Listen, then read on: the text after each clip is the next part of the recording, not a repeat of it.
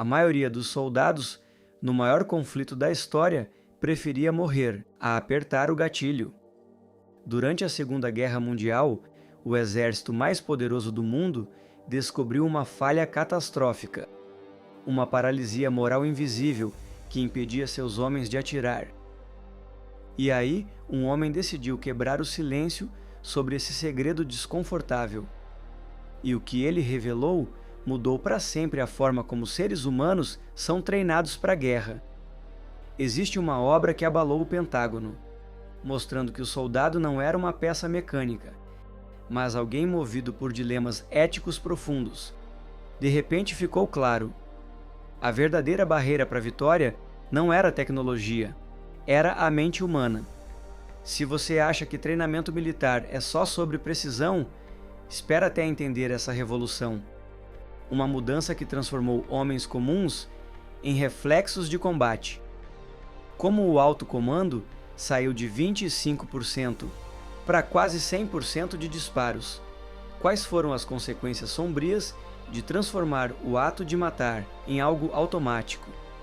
E por que, anos depois, esses números começaram a ser questionados? Antes de olhar para o futuro das guerras, a gente precisa voltar ao silêncio, de S.L.A. Marshall.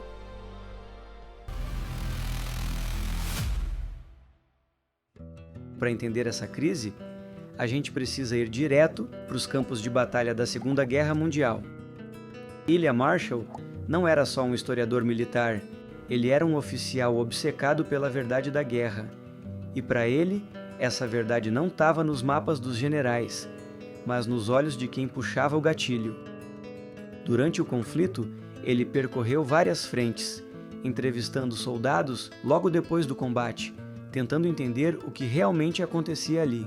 Ele queria saber por que algumas unidades falhavam, justamente nos momentos mais críticos. E o que ele encontrou foi perturbador.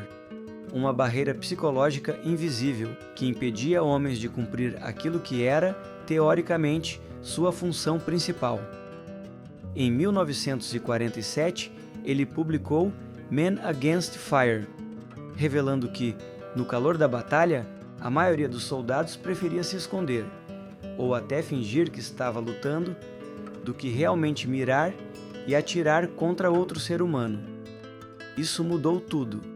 O Pentágono foi forçado a encarar o soldado de outro jeito. Não como máquina, mas como alguém atravessado por conflitos morais profundos. E aí surgiu a pergunta inquietante: se nossos soldados se recusam a matar, como vencer a próxima guerra? Se o problema era que os soldados não conseguiam atirar, a solução era engenheirar o disparo. E o exército americano foi cirúrgico nisso. O primeiro passo foi mudar o alvo, literalmente. O treinamento inicial para atiradores americanos costumava seguir o modelo de tiro ao alvo, o que tinha poucas semelhanças com o ambiente real de guerra. Então, depois da Segunda Guerra Mundial, os militares começaram a usar alvos no formato de silhuetas humanas, na expectativa de ajudar os soldados a reduzir seu medo de combate. Os alvos apareciam do nada, a distâncias variadas, e o atirador precisava reagir de forma instintiva, sem pensar, sem hesitar. O condicionamento ia além do campo de tiro. Mesmo com o combate corpo a corpo se tornando cada vez mais raro, os soldados continuavam treinando com baioneta.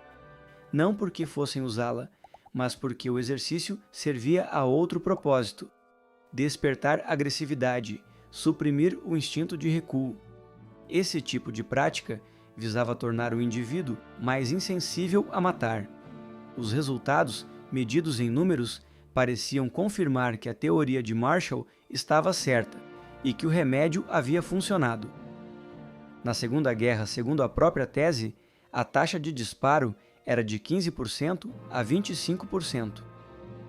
Na Guerra da Coreia, Marshall reportou uma subida para 55%. No Vietnã, um estudo apontou que a marca chegou a 90% dos soldados disparando em combate. O exército tinha os dados, tinha o método, tinha os resultados. O que ele não tinha e demorou décadas para perceber era a verdade. Tudo começou a rachar por causa de um ex-comandante de companhia de infantaria que leu o livro de Marshall e achou o que estava escrito simplesmente impossível. Quando se deparou com a tese dos 85% que não atiravam, teve uma reação imediata.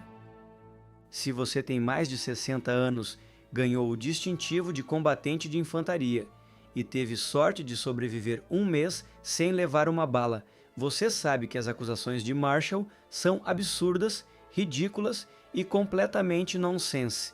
Lineball não ficou apenas indignado. Ele foi atrás e encontrou Roger Spiller, historiador do Army Command and General Staff College, que estava desenvolvendo as mesmas suspeitas de forma independente. Juntos, eles foram escavar os registros. O que encontraram foi perturbador. Praticamente nada.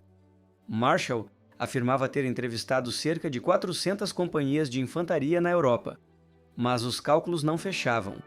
Spiller concluiu que a coleta sistemática de dados que tornava a taxa de disparo tão autoritativa parecia ter sido uma invenção. Os cadernos de campo de Marshall não continham cálculos estatísticos. Sua correspondência pessoal não deixava nenhum rastro de que ele estivesse coletando esse tipo de dado. Seu assistente, que o acompanhou pela Europa e estava presente nas entrevistas, disse não se lembrar de Marshall jamais ter perguntado a um soldado se ele havia atirado sua arma. Mas havia algo ainda mais revelador. Quando Spiller examinou o único registro de combate que Marshall havia realmente investigado de forma detalhada, a Batalha de Makin Island, no Pacífico, o documento dizia o oposto do que estava em Men Against Fire.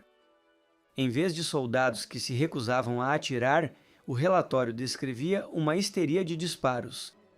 Homens atirando em arbustos e árvores até o lugar estar simplesmente em chamas com fogo, precisando de ordens repetidas para cessar o fogo. A única batalha com evidência documental real contradiz a tese inteira. O paradoxo central de tudo isso é que o exército continuou usando a doutrina mesmo depois que as dúvidas vieram à tona, porque os números no Vietnã pareciam confirmar que o treinamento havia funcionado. A taxa de disparo havia subido. O que ninguém conseguia responder com certeza era: subiu por quê? E a que custo? Os veteranos do Vietnã voltaram para casa diferentes. As taxas de transtorno de estresse pós-traumático eram notavelmente mais altas do que nas guerras anteriores.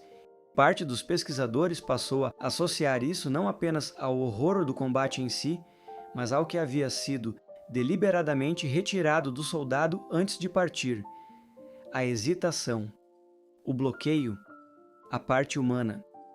Se os dados de Marshall eram falsos, o que realmente aconteceu com esses soldados? E o que o esforço de décadas para suprimir a hesitação diz sobre quem conduzia a guerra? Décadas depois, a história tomou outro rumo. A figura de S.L.A. Marshall começou a ser questionada.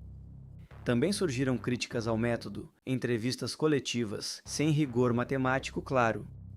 Mesmo assim, o impacto já tinha sido feito. O exército acreditou e reconstruiu toda a sua doutrina com base nisso. Hoje, a força militar moderna carrega esse legado, porque, no fim, independente dos números, a ideia central permaneceu. A guerra não é limitada pela tecnologia, mas pela mente humana. E agora, com drones e inteligência artificial, surge uma nova dúvida. A gente está eliminando o dilema moral do campo de batalha ou só afastando quem atira de quem morre? Por hoje é só. Não esquece de deixar aí nos comentários o que achou deste vídeo. Aproveita também para deixar o like e se inscrever no canal. Um forte abraço e até a próxima!